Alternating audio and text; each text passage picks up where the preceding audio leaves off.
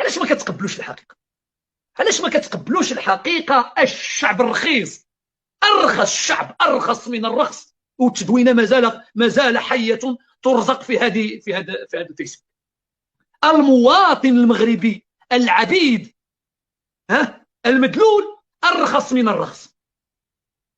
40 مليون نسمه، اقسم بالله ما تجبدوا منها مليون مغربي حر، والله ما تجبدوا مليون مغربي حر.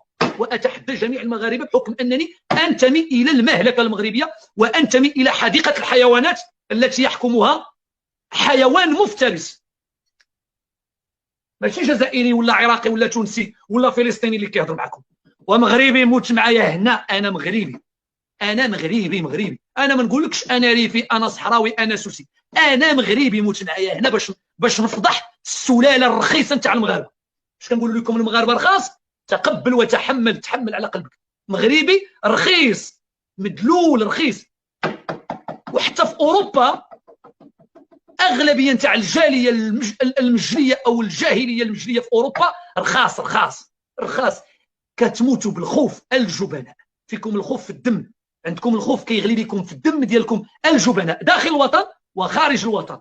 حتى دوك اللي تهربوا من البلاد ديالهم كلكم جبناء رخاص رخاص. همكم الوحيد هو تاكلوا بطاطا، تريك نتاع بطاطا، التريكه نتاع بطاطا. انتم بغيتوا غير بطاطا بطاطا بطاطا بطاطا. يغتصبوكم بطاطا، يقتلوكم بطاطا، يذبحوكم بطاطا، يغتصبوا بناتكم بطاطا، يدخلوا عليكم الصهاينه بطاطا، يدخلوا عليكم السواعده بطاطا، تريكه بطاطا. وكتقولوا على الجزائريين ما شبعتوش البنات، كتقولوا على الجزائريين ما شبعتوش البنات. علاه الجزائريين عندهم السواعده في البلاد؟